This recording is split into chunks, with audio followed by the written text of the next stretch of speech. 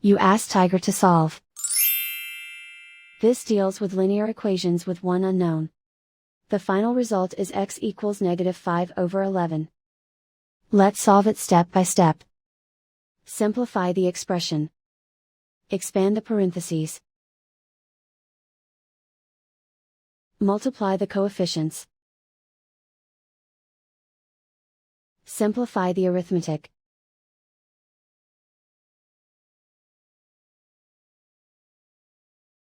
Group all x terms on the left side of the equation. Add 5x to both sides. Group like terms. Simplify the arithmetic.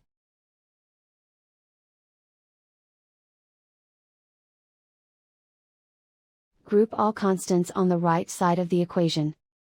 Subtract 5 from both sides.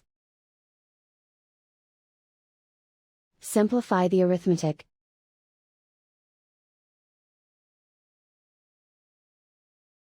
Isolate the x. Divide both sides by 11. Simplify the fraction. And so the final result is x equals -5/11.